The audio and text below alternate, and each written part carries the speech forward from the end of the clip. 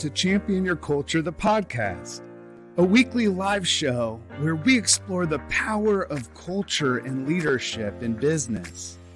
I'm Ryan McCarty. And I'm George Rogers, and we go live every week to learn from each other and hear from other experts about how to effectively champion our team members and ourselves. So join us live every Wednesday on our social networks or subscribe. You can listen to Apple, Spotify, and Google Podcasts. Now, let's champion your culture. We are live. What's up, George? How you doing, brother? What is up with us? What's up? Sometimes I can't wait. We got some exciting stuff going on in the works behind the scenes. Some features. I'm excited about robotic microphones or something like that. I just want to sound different every once in a while. Have you ever just woken up and like, I'm George, but I want to be something else today, or I'm Ryan, but I just want to be this. It sounds like that. Like I maybe it's school's out and my 8-year-old kid, I'm watching a bunch of Netflix and Disney and Marvel. He's new to the Marvel thing, so we've been trying to do this Marvel series and get acclimated with that. But as of late, he's been stuck on. He's a Power Ranger. He's been from Paw Patrol to Power Rangers. Oh, nice. We went from dog chasing heroes to let's mess them, blow some stuff up. And so I'm like in this Power Ranger robotic mode where I just want to kind of like, in our age, when we grew up, it was Transformers, right? Transformers. Transformers was everything. Yeah. Yeah. And so I'm just, maybe it's the coffee too, because I normally drink hot tea in the morning for my, get my throat and everything. And I'm on the big G cup. This is cup number 2. And I'm working on the G cup. And don't worry about what's in my cup. It's my cup, but it's good. Coffee. I think everybody's recovering from the 4th. Yeah. It feels like we need to go back to work this week, but also, do I really want to work at all? Yeah. The real question is this: a lot of people get the 4th of July off. My thought process is I want to work 4th of July. Give me 8 to 4, 8 to 5, whatever it is. Enjoy some fireworks, but give me July 5th off. Like, we have to have recovery days from holidays. You know what I'm saying? Like, everybody was up until at least 11 o'clock last night doing their fireworks. And then if you had a neighborhood that just would not stop lighting fireworks, and maybe it went on to 12 or 1 o'clock in the morning, and then you're wondering if it's fireworks or gunshots. That's the way I grew up, at least in Hallville, Indianapolis. Well, it was both. Yeah, it was both. It was a little bit of both. Some people haven't gotten any sleep. I feel bad for those nurses and doctors who had to wake up this morning to do some surgeries. If they had, I don't want them operating on me. I don't feel bad for the surgeon. Not a good operating day, right? I feel bad for the patient, I don't feel bad for the surgeon. I'm like, don't have. So there's the lesson. Don't have any surgeries scheduled on July 5th because people showing up rough and rugged. Here's your sign. That is the truth. You might end up with some scalpels or something left up in your body. You've seen that shit, man, where sometimes like a tool will get left in.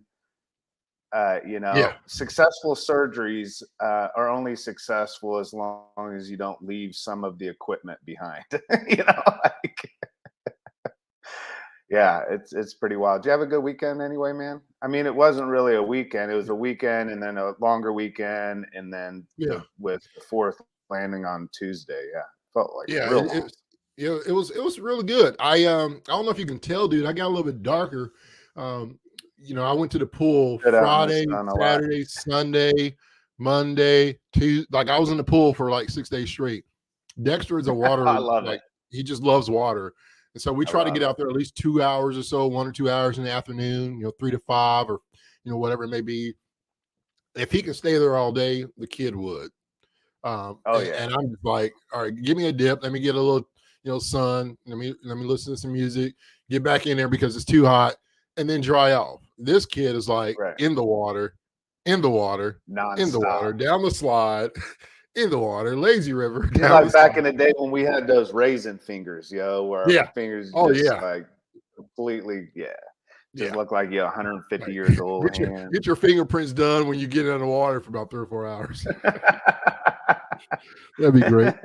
That'd be once in a lifetime. Isn't that one of the Avengers, that big rock guy that he's just all stone? Yeah, yeah. That's how his fingerprints probably look, just all blocked up and looking like a QR code. Your fingerprints look like QR codes.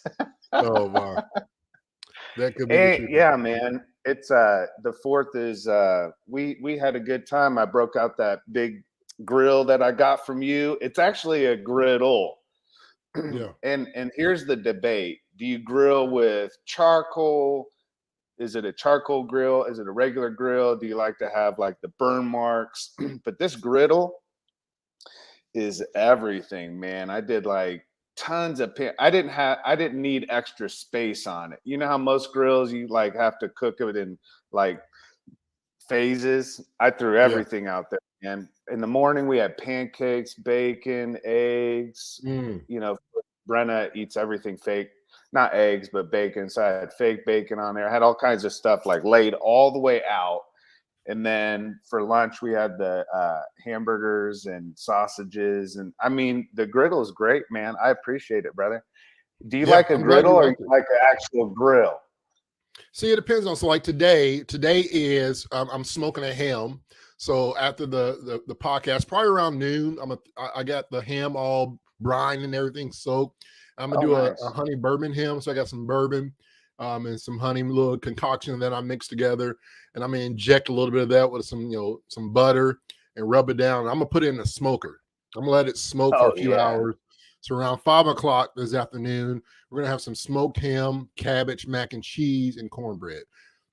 Oh, that's dinner tonight. And so I'm excited about that. So it depends on the mode. So like everybody listening on the podcast is coming to Nashville, right? Yeah, come to Nashville. There's no way. Let's have dinner with the Rogers. But that's tonight. Yesterday I didn't feel like cooking at all. I go through these phases where like holidays, I just want to relax too. I'm always cooking on holidays. So yesterday we went out there. We went and grabbed some wings and some burgers from another spot.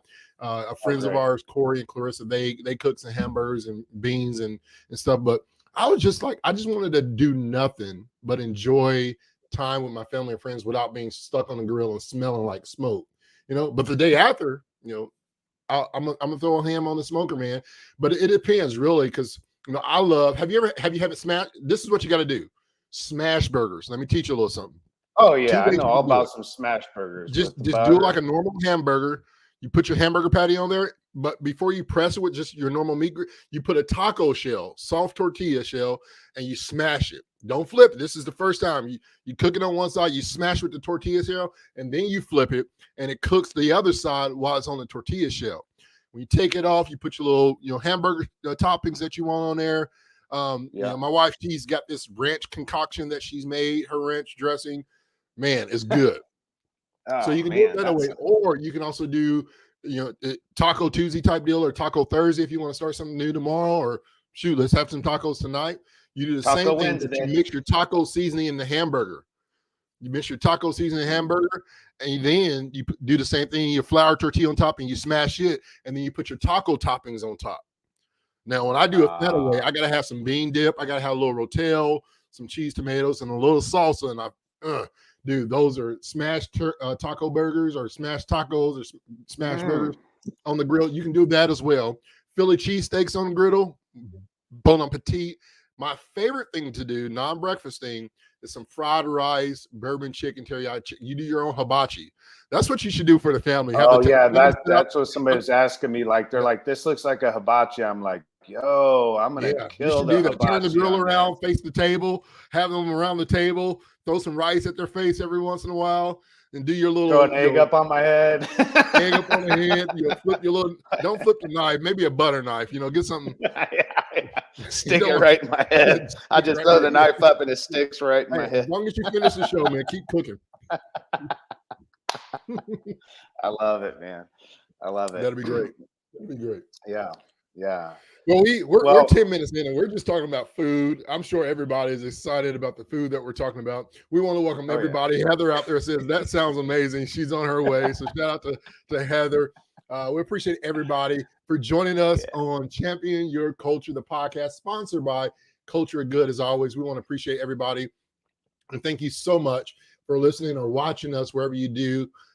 It's an honor for Ryan and I to have your attention for these 30, 45 minutes as we discuss all things culture and leadership, mixed with a little bit of workplace, whatever, right? There's things that you may be going through, things that you may be facing. I had somebody ask this question, Ryan, and I'm excited about this. They said, George, can we give you guys some topics to really go about and talk about? And I said 100%. So for those out there, if you're saying, hey, George, Ryan, we loving your content. We love what you're bringing to the table. You got a suggestion, something that you want us to look into that evolves around cultural leadership, D&I, mental health, whatever it may be, whether it's HR related or workplace related. If you have a topic or a subject matter, or even craziest shit that's happened in HR for you, share those things. You can definitely share those things. You can email myself at george@culturegood.com. We'll love to take your suggestions and look into those. Ron and I, we usually plan out 2 or 3 weeks in advance and talk about those things. But hey, if something is more important, there's an important matter or something that's popping up, we'll love to jump on that. So feel free, email me. And crazy stories that HR would love to share those. Anything that has to do with anything, we are excited about that. And so thank you again for your time. Like, comment, share. Make sure you subscribe as well. Yeah, I'm really excited because this topic today about what is a culture champion and how do we champion culture in business in a way that is able to boost retention and it leads our culture forward. So when we talk about culture, to so many people that are joining us every week, we're talking about it in the scope of if I am a leader leading a team, or if you just jump on and say, I care about people and I care about culture. Maybe you are over HR, maybe you aren't. Maybe you just lead a team at work, or you're on a team and you're saying, I want to learn more and more how to lead well in business in a way that gets the type of results that not only are good for the business, but good for people, good for our team members, good for the customers and the community. That's the power of what we talk about here on Champion Your Culture. And so I just want to reiterate, as George said, thank you for jumping on today. As we think about this topic specifically on being a culture champion, we have the 2-day training coming up, George. And I wanted to talk about not specifically the training, but take a look at what does it mean to champion culture? The thought of the podcast, champion your culture, right? Yeah. And every culture is so unique because, as we talk about on this podcast all the time, that culture, as we define it, is how most people feel, believe, and behave most of the time. Well, any type of business you go into, people feel different. There's a different feeling. I remember being a kid, man, and I had a friend named Alex, and his family had all the fun stuff. My family didn't have any. Like, he had the three-wheeler, the three-wheelers before they were illegal, and had all the go-karts and stuff out at his house. And his family made s'mores in their fireplace in the house, and I felt like I was going over to a mansion. I mean, it was probably nothing compared to but to me it was like, geez, this kid had everything. And like, I remember just going over to their house and just feeling just a different feeling, different culture, different sense of like of a feeling. And there's just a belief there, that there was something culturally different about this family than my family. Just right from the beginning, I knew it was different. And when we walk into companies, we can feel it. You get a new job and you can just sense the culture right away. It's because culture is how we feel most of the time, turns into how we believe most of the time. It turns out how we believe most of the time turns into how we behave most of the time. In other words, how we live, our essence, our heartbeat, what we do on a daily basis, observable ways of living as a culture. That's what culture is. So a culture of good is good that comes from that culture for your team members, your customers, and your community. Talk about being a culture champion.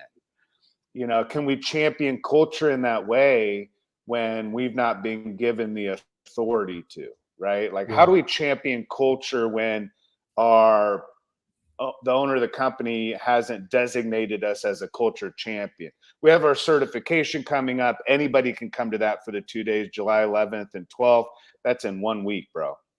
Yeah. So in Next one week. week, we have that going on next week, Tuesday and Wednesday. And so we want to make sure that if you want to join us for that, it's in Indianapolis, Indiana. You learn everything about the ins and outs, about building a culture of good in your business, for your team. You can do this not just for the entire organization, but if you lead a team, you can champion the culture within that team. And we've seen Yeah. that before too. Like, you have the overall culture of the business, but you do have micro cultures. You could Yeah. champion a micro culture, which I think is cool. Yeah. I mean, everybody has the biggest struggle, Ryan, when I see and we hear and we talk to people is the lack of support, right? I don't know if I can bring, if my company would do this, but I want it for myself and they want to invest in themselves and they do so.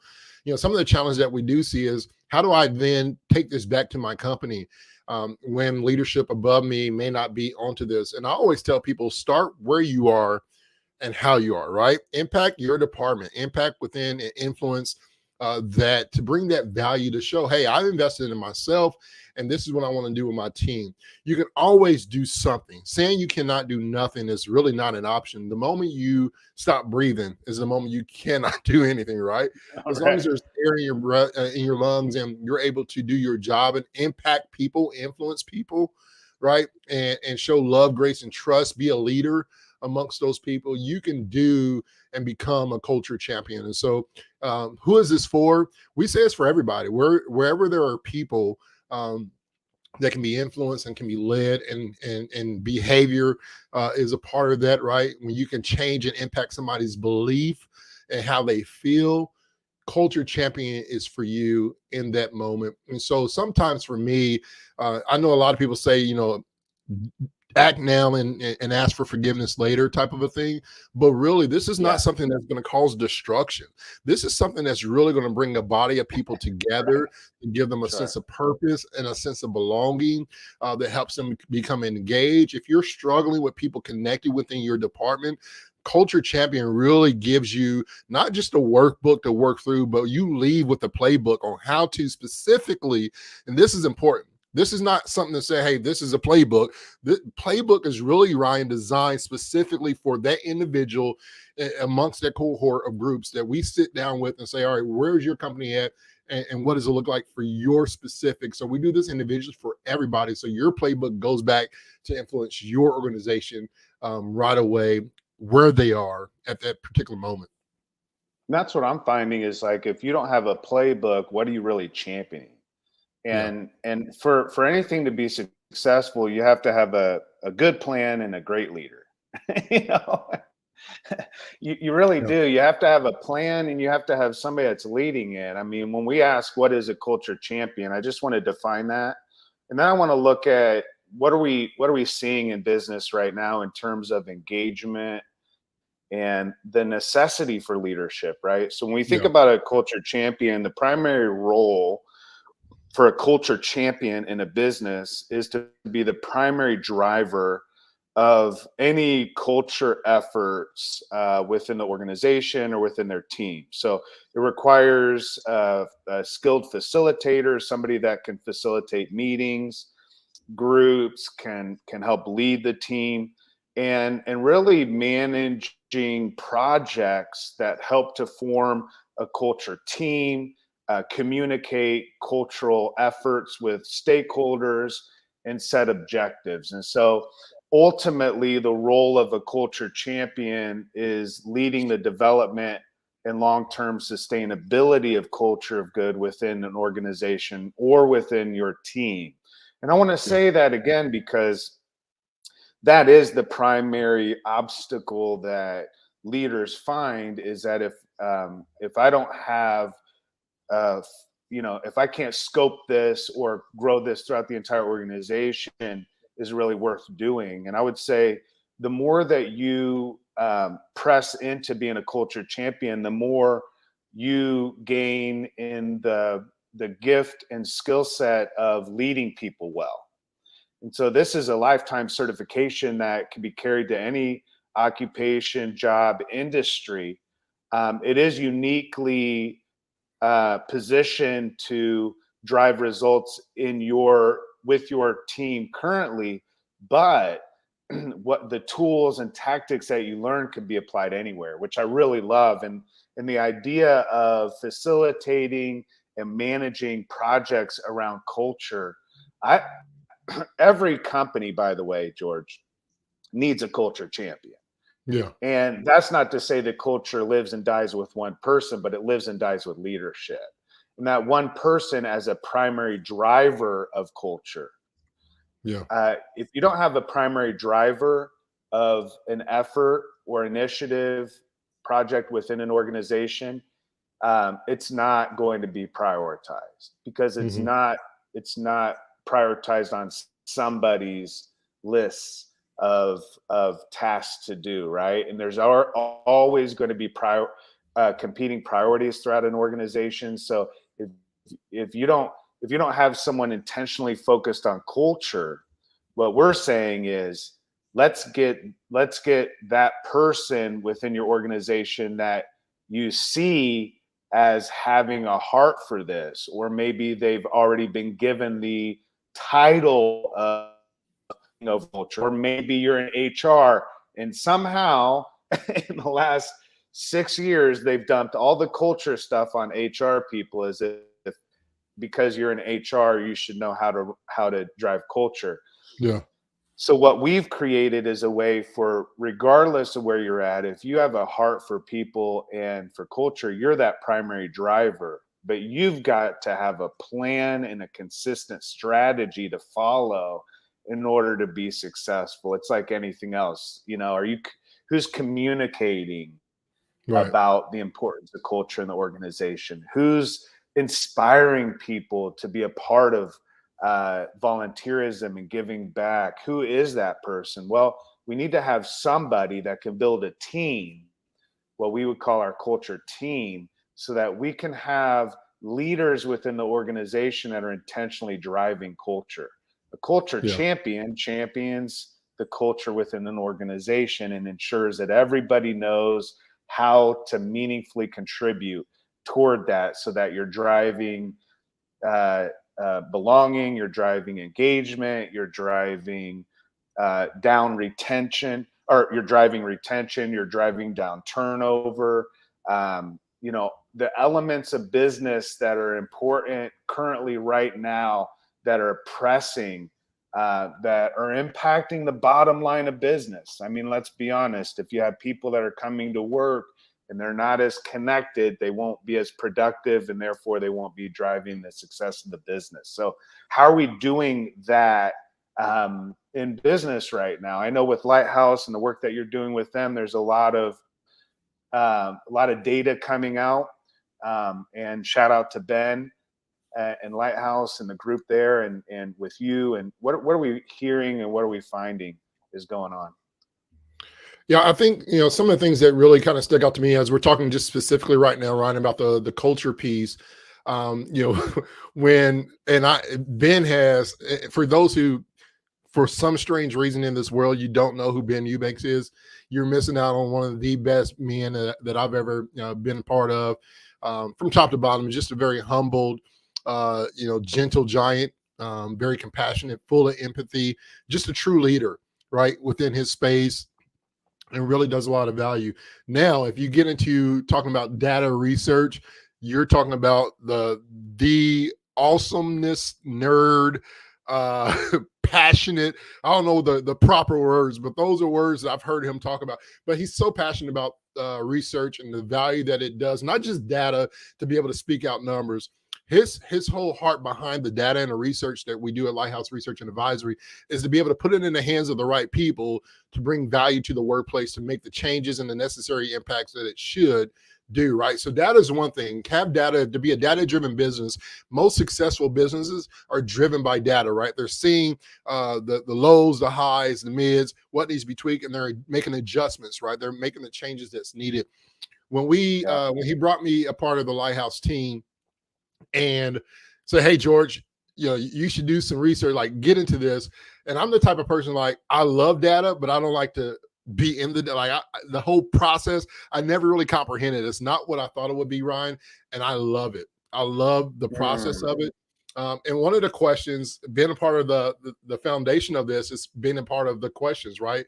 Meeting with a board of advisors, say, hey, what's driving the business right now? What are some things that you're seeing? What are some things that you want to see outcomes of? And so one of those things, obviously, in this new research that's coming out, and I believe we got an announcement, will be an announcement, I believe it's August, I want to say the 10th, and I'll confirm that here shortly, but August 10th, we're doing an announcement on this research called PEACE.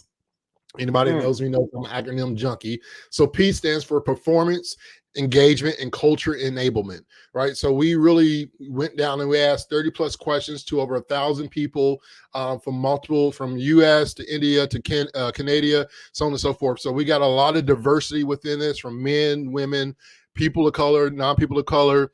And we asked them the same questions. And one of the things that really stuck out to me was on the culture piece. And since we're talking about that, I want to bring this up.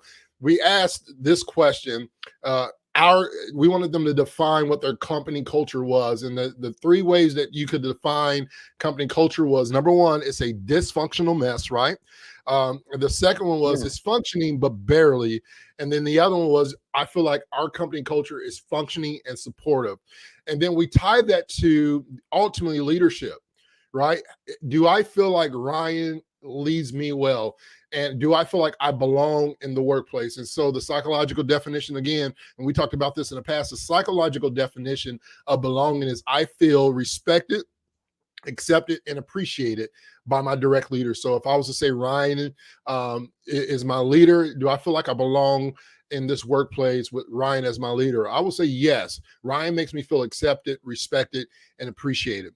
And so those people who felt accepted, respected, and appreciated within the workplace, we tie those two questions together. And this is the beauty about the data, is I can take one question and tie it to multiple questions to see the engagement pieces. And we found out that those who had high belonging scores, those who said, you know what, I feel like my leader respects and accepts and appreciates me for who I am, where I am, and what I bring to the table. Those people who felt that way said that their company culture was functional and supportive, and not just by a little bit, Ryan. I'm talking about 3x, 4x the time of those people who. So what are the numbers on it's horrible?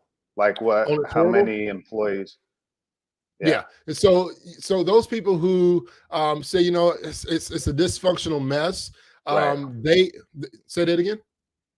Yeah. Do you have percentages on those at all? Are you able to pull that up? Yeah. So how many employees right now say that their culture is a dysfunctional mess? Let's pull it up right now. This is on the spot right now. I'm gonna find. No, that's interesting, because what you're saying is if belonging is respect and all of that, then that means that if it's a dysfunctional mess, they're associating a dysfunctional culture with a leader who doesn't respect them, tolerates them, and just is actually, it sounds like the leader themselves is disengaged. Right. And that's another question that we had in there as well, is do you feel like you're connected to your direct leader, right? Do you feel like your leader's just going through the emotions? Do you feel like they are actually active and part of the process and involvement? Those were all things that you kind of trended towards, the following, where the manager, for instance, and I got this pulled up here right now in front of me. One of the questions was, which of the following is true about your manager support with your workplace? Over 54% of them said my manager helped support me perform at my best. Those people who say, you know what, my manager's going through the emotion, out of those 17.5% said, my manager's going through the emotions. I don't feel connected with my manager. Yeah, they're just going through the emotion. Yeah. And so, and then another 29% say, my manager tries, but they're too busy, right? So then you have those three things to where my manager is going through the emotions. I'm checking the box. They're checking the box. Why should I care? Right. And then you have the manager who cares, but man, they got so much crap going on. You talk about the HR people right now, and can they be culture champion? Culture, DE&I, everything's just thrown on the shoulders of HRs. Dealing with people, you deal with it and figure it out. Oh, by the way, you're only by yourself. There's no team for you to help you manage these things. And so HR leaders and managers, although they want to bring that value and impact, they're getting they're getting so much pressure from the workplace on balancing multiple things, right? And so you got people, not just HR leaders, but you got people, direct managers and leaders that care about their people, but they're so busy with desk work or creating sales and creating revenue streams that they don't have time to really bring value and grow their team. So they're saying, you know what, my manager tries, but they're too busy. 29% of the people say that. My manager tries, but man, I know they're too busy. So what happens then, Ryan, when you know somebody that you're needing leadership from is too busy? You often don't want to bother them. You don't want to distract them. Right. You don't want to bring that impact and take more of their time away, because then, you know, are they going to care? Are they going to have their undivided attention? Do we get the full self showing up for us? It's that huge struggle. Yeah. We're going to take a break. And when we come back, we're going to look at some more of those stats and look at what people are saying about their culture and leadership. So this is going to be crazy as shit in HR, brought to you by Culture.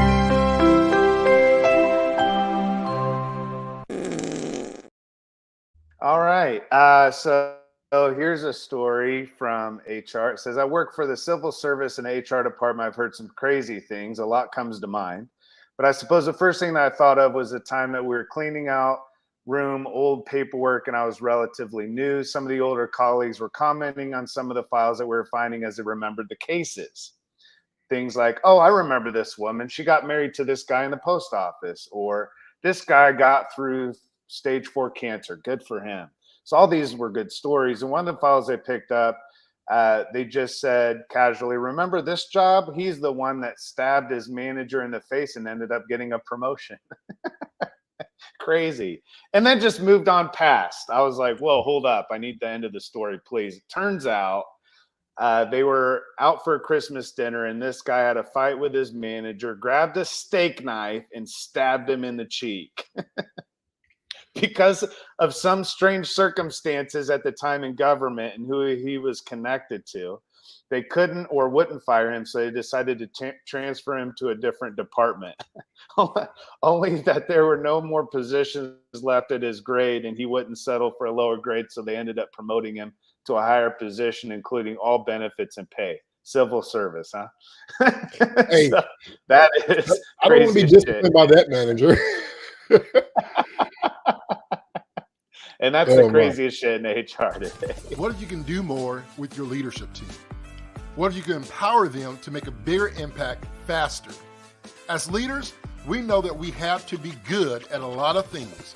But what if we can do less and let our teams do more? That's exactly where a Culture of Good comes in. We offer solutions for every step of the culture and leadership development process, from strategy and workshops to buy-in processes, so that you can empower your employees to fulfill their purpose and make an impact on your company.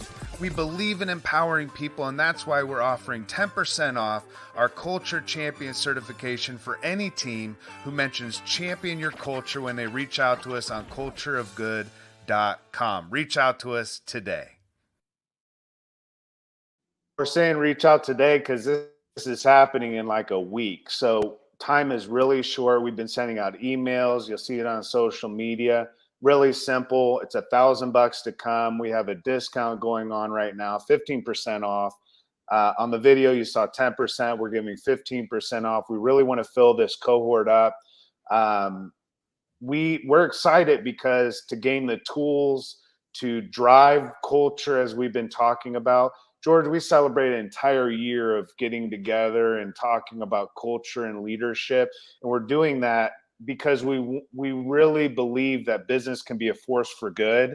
But in order for business to be a force for good, we have to have business leaders that are driving that good internally. And so we want to continue to champion those who champion cultures. So reach out to us today. You can reach out to George or I, our first name, at cultureofgood.com. So Ryan or George at cultureofgood.com. Reach out, send us a quick note, say, hey, interested in learning more, and then we'll connect. And we only have a few days left. It's in Indianapolis, Indiana. Really excited about it. George, as we kind of think about how people, employees, team members are looking at culture, how are they seeing the culture right now? Like, what percentage think that company culture is good? What Yeah. percentage is saying it needs a lot of work? To be honest, Ryan, and shockingly, the basic numbers show that most workplace culture is good. They feel like it's functioning and Right. supported. 62% That's right important to now. know because most people Yeah. don't think that way.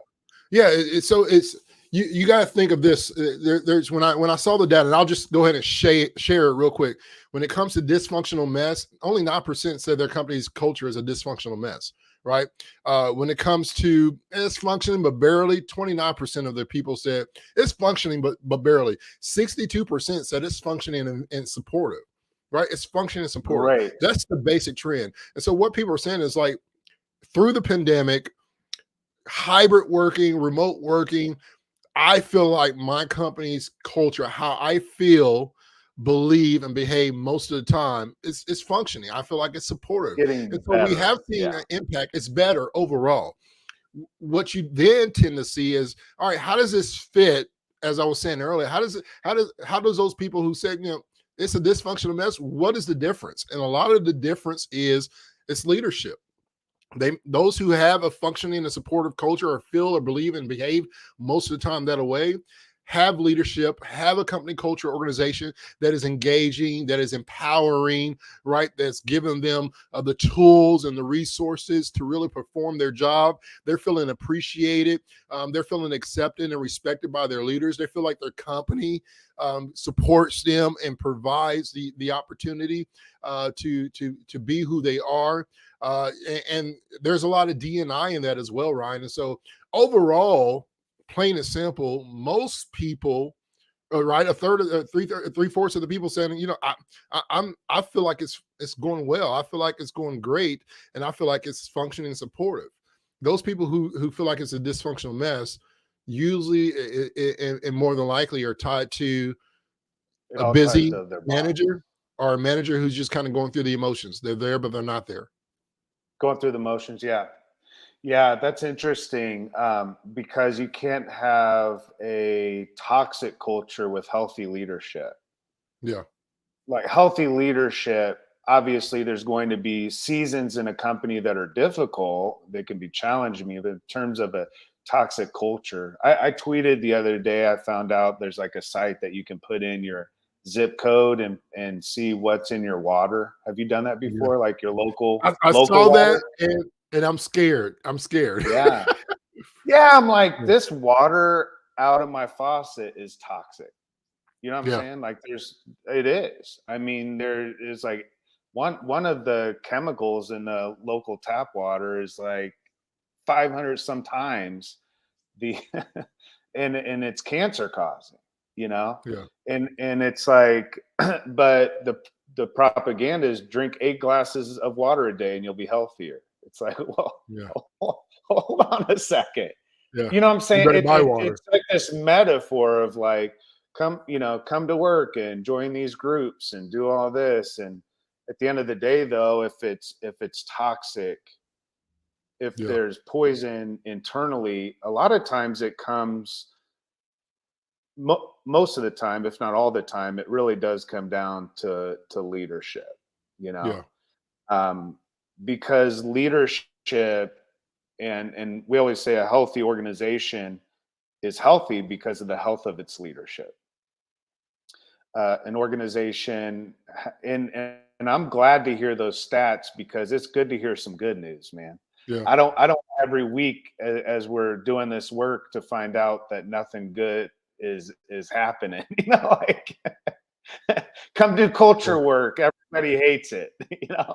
It's like it is getting better, the effort. So I just want to send out a big shout out to everybody out there doing the work, because it is making an impact. And we're seeing that with those numbers coming out of Lighthouse, that sure, there's going to be, a 10% around that's going to say right now, dysfunctional, absolute cluster mess. You know what I'm saying? Like, the culture is not healthy. If anything, a toxic culture isn't not healthy, it's unhealthy.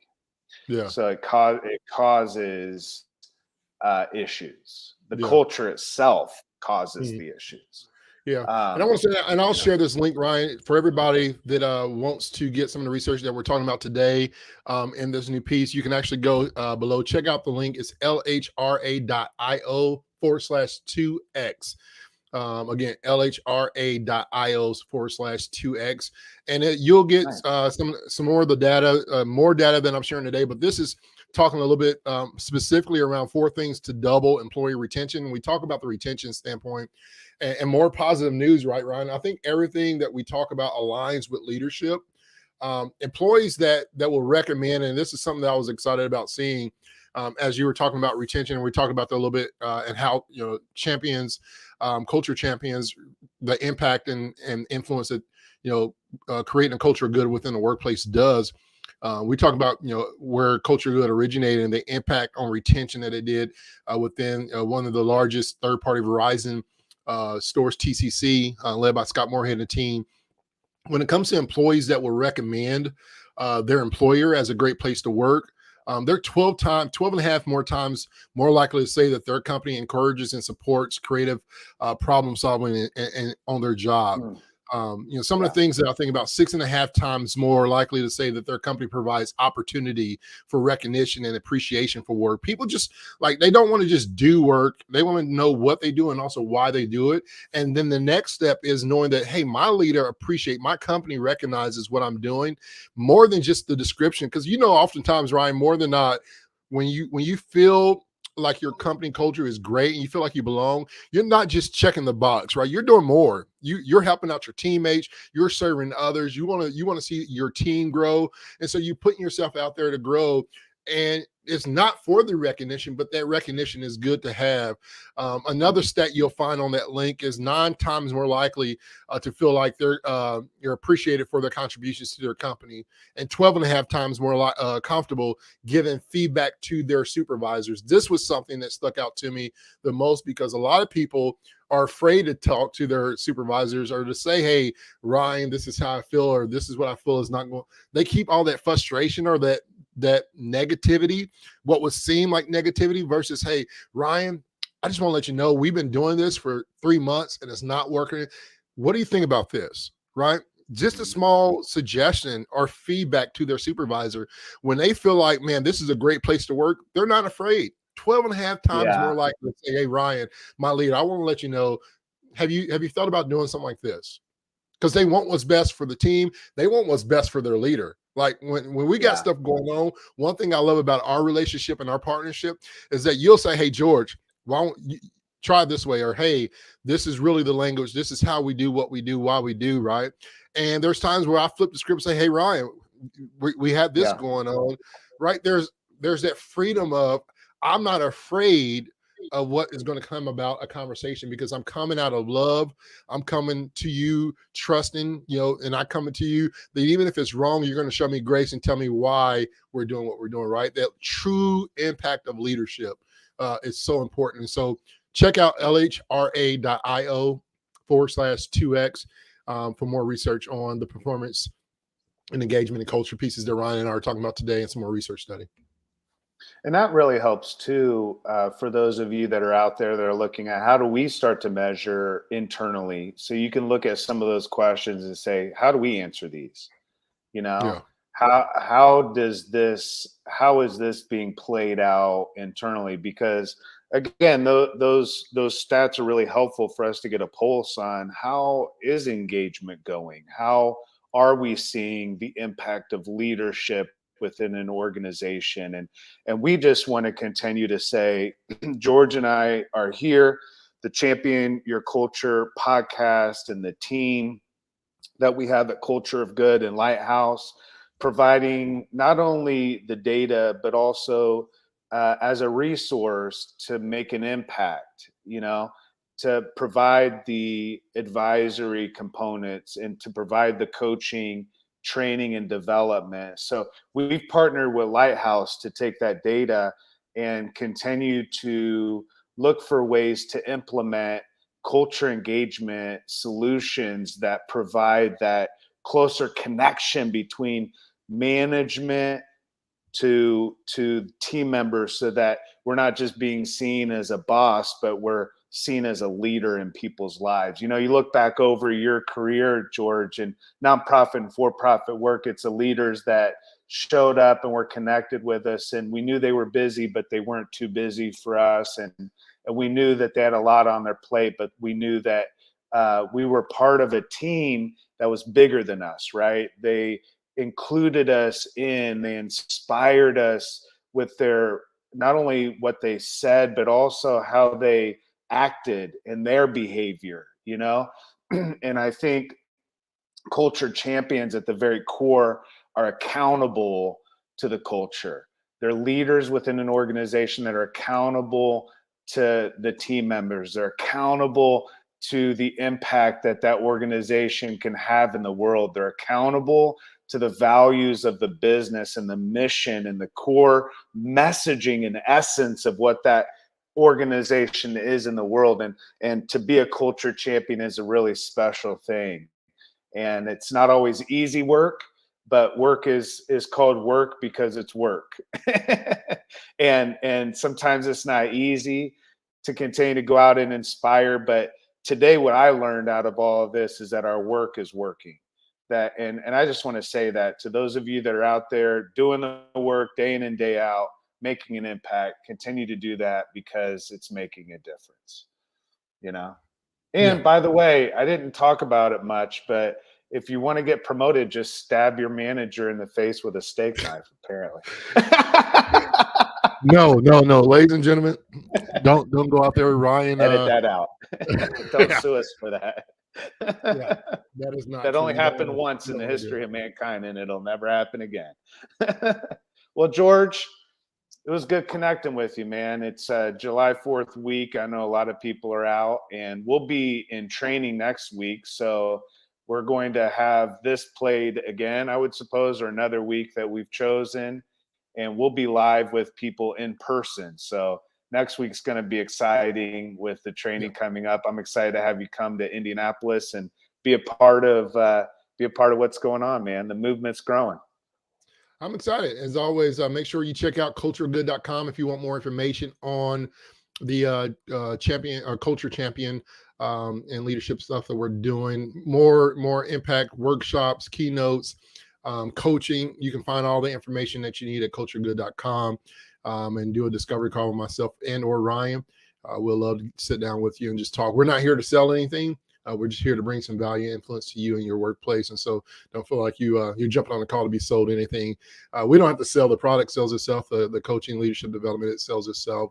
And so it's truly for those people who are wanting to bring the impact there. We can discuss that or just give you some influence and impact or some value and help you along your journey where you are within your organization. So for all things Culture Good, we appreciate them sponsoring us here on Champion Culture. And as always, we appreciate everybody joining us as always each and every week with Ryan and myself. We are excited about that and excited about you and your work. We hope everybody have their fingers. Hopefully nobody got injured, the 4th of July. Everybody's healthy. Truth, man. We laugh, but it's true. I've seen somebody blow 3 fingers off their hand with the M80 in Brooklyn. Yeah. That was a whole thing. Yeah. So hopefully y'all are safe. Stay safe. Enjoy the rest of your week. And, we'll be back and better than ever next week. Special surprise on the podcast. We'll be replaying some stuff. Got some good things, but we'll be live in person with our cohort. And we got some good stuff. If you don't show up in Indianapolis next week or you cannot make it to this one, you're going to be missing out. We got some fun stuff planned, some new stuff. And then also, we got Shannon. Shannon's going to be joining us. A lot of people don't know about Shannon. Maybe we need to have Shannon join back on the podcast here in a few weeks. Very soon. She always brings the love. Yep, absolutely. And so thank you for joining us this week, George. It was good to see you. I'll see you live and in person next week. I love you, man. Love you too, buddy. We're sending love to everybody out there, and we'll see you back next week on Champion Your Culture. Purpose. Hi, friends. Thanks for joining us on Champion Your Culture podcast today. We're so excited that you're here and want to invite you to connect with us. You can watch the show weekly on Facebook, Twitter, Instagram, YouTube, or LinkedIn, and listen anywhere you get podcasts. Subscribe today to get new relevant content each week on how to champion yourself and your team. Thanks again for listening to Champion Your Culture.